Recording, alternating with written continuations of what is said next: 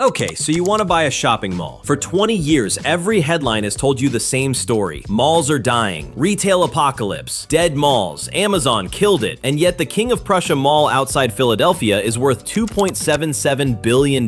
Simon Property Group, the biggest mall landlord in America, delivered a 4,500% return to shareholders since its IPO. Somehow, the dying industry made one family a $60 billion empire. Same industry, same doom headlines. One version bankrupts you, the other builds a dynasty. Here's what you're actually buying. Tier 1, a dead mall. Distressed regional malls, the ones with 3 anchors gone dark and a parking lot full of weeds, trade for $1 to $10 million, sometimes less. You're not really buying a shopping center, you're buying dirt, utilities, and a redevelopment headache with a roof on it. Sometimes less means nothing at all. Rolling Acres Mall in Akron, Ohio sold for $3 million in 2010 to a California investor who then stopped paying property taxes. The county foreclosed in 2014.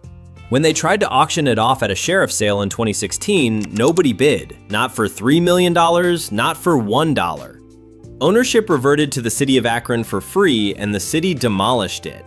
That's the bottom of the mall market. An asset so dead, the government has to take it off your hands. Tier 2, a working regional mall. B-class, still profitable but not thriving. These sell for $50 to $300 million, depending on size, anchors, and location. You're buying 500,000 to 1 million square feet of leasable space and inheriting 100 existing leases you didn't write. Tier 3, an A mall. Grade A malls like King of Prussia, valued near $2.77 billion, or Mall of America, built for $625 million in 1992, now worth many multiples of that, sell for sales per square foot numbers most retailers can't touch. King of Prussia does $773 per square foot. That's not a mall, that's a machine. And building one from scratch? The American Dream Mega Mall in New Jersey cost $5.5 billion and took 15 years, 3 different developers, and a bankruptcy along the way just to open its doors. Nobody builds malls anymore. That's not an accident, it's the whole thesis of this video. Hidden costs nobody mentions. Re-tenanting a dark anchor box can run $10 to $30 million in demolition and build-out. Aging HVAC and escalators need 7-figure capital injections every few years just to stay open. And property taxes get reassessed upward the moment you buy, based on the price you paid, not the declining income you're about to collect. Before you sign anything, you need to understand the rules nobody explains up front. A mall doesn't make money the way you think it does. The anchor stores, the department stores, the big box chains don't pay full rent. Anchors pay $8 to $12 per square foot, sometimes less. Sometimes they own their own building outright and pay you nothing. Meanwhile, the small specialty stores squeezed between them, the jewelry kiosk, the phone case shop, the sunglasses stand, pay $25 to $60 per square foot or more. Why would you give your biggest, most famous tenants the cheapest rent? Because they're not tenants, they're bait. The anchor's job is to drag foot traffic through the door so the overpriced inline stores can bleed those customers dry on the walk to their car. The whole building is engineered around one department store subsidizing 60 small businesses. There's another wrinkle. Some anchors own their own building outright on a parcel carved out of your property, bound to you only by a decades-long reciprocal easement agreement. That document controls parking ratios and signage. You can own the mall and still not control a third of it. And buried in nearly every one of those inline leases is a clause called co-tenancy. It says if an anchor closes, I get to break my lease or pay reduced rent or walk entirely. That clause is a loaded gun pointed at your income statement. One Sears closes, 3 inline tenants invoke co-tenancy and leave. Foot traffic drops. 2 more tenants can't hit their sales targets and leave too. This is exactly how a healthy mall turns into a dead one. Not overnight, but store by store, clause by clause. Now, how the money actually flows once the mall is full and stable. Every lease at a mall is layered. There's base rent, the number we just discussed. On top of that, percentage rent. Once a retailer's sales cross a negotiated threshold, you take a cut, often 5 to 10% of everything above it.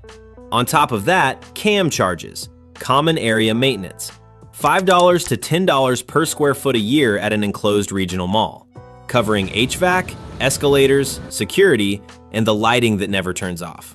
Add property taxes and insurance passed straight through to tenants, and you've got what the industry calls a triple net lease. The tenant pays almost everything, and you collect. Retailers watch one number obsessively: occupancy cost ratio, their total rent burden as a percentage of their sales.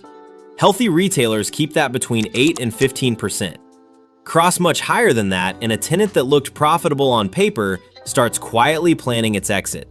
A 1,200 square foot jewelry kiosk paying $50 a foot owes $60,000 a year in base rent alone, plus another $9,000 in CAM and taxes, meaning it needs roughly $460,000 to $860,000 in annual sales just to stay inside a healthy occupancy cost ratio. Miss that for 2 quarters and you start hearing about co-tenancy clauses from a lawyer instead of a manager. Malls get valued on cap rate, net income divided by price. When interest rates were near zero, a good grocery-anchored center traded around a 5.5 to 6% cap rate. With rates where they've been recently, that same center trades closer to 7 to 7.5%. Same income, lower price. That's the entire commercial real estate industry getting repriced in real time, and malls got hit hardest of all. Here's the part almost nobody thinks about. Mall architecture is designed to manipulate you, on purpose, by name. It's called the Gruen Transfer, named after Victor Gruen, the Austrian architect who invented the modern American mall in the 1950s. No clocks, no windows, curved corridors so you can't see the exit from where you're standing.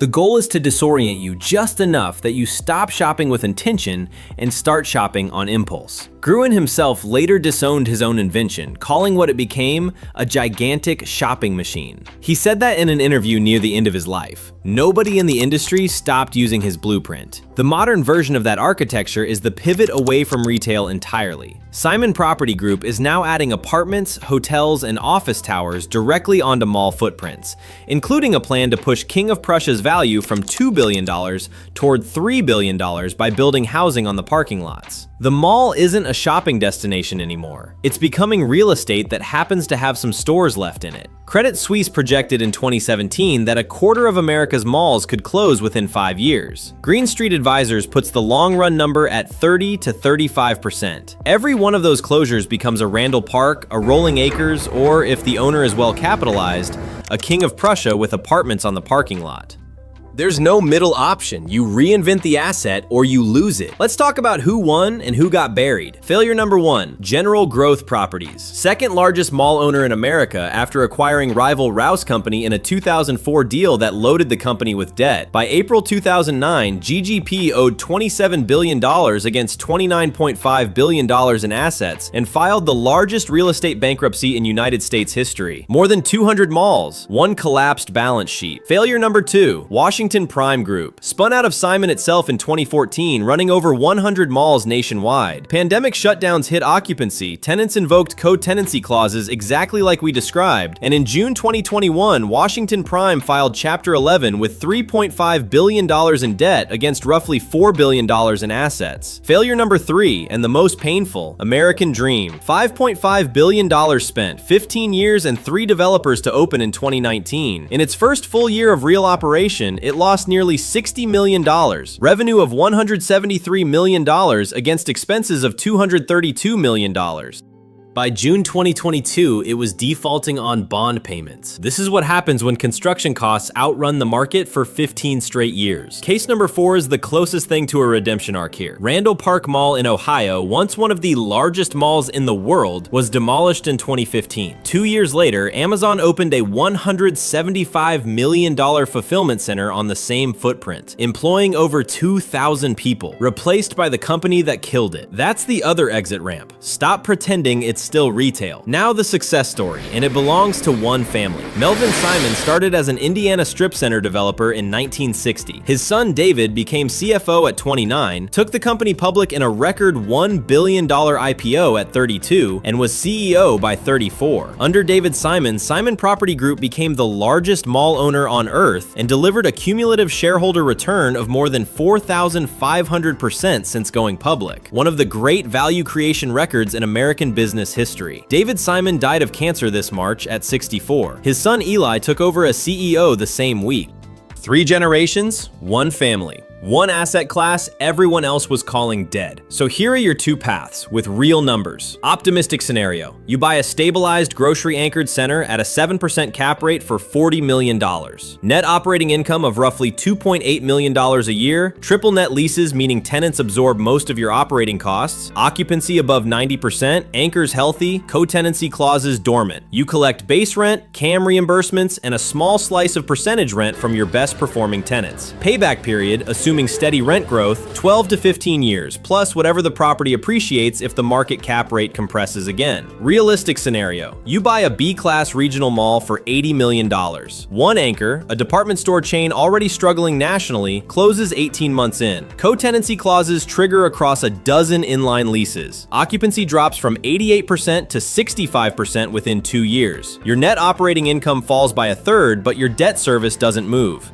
You're now the owner of a half-empty building with a mortgage sized for a full one, staring at either a capital-intensive redevelopment into apartments and offices, or a march toward the same Chapter 11 filing that took General Growth and Washington Prime. Here's the punchline. For 70 years, a mall was the safest bet in American real estate. A machine where one subsidized department store pulled in customers who then overpaid at 60 small stores squeezed in around it, architecturally disoriented into buying things they didn't plan to buy. Then e-commerce broke the machine. A quarter to a third of all American malls are projected to eventually close. But the malls that survive aren't just surviving, they're becoming scarcer. And scarcity is its own kind of pricing power. Nobody is building new ones. The $5.5 billion 15-year nightmare of American dream made sure of that.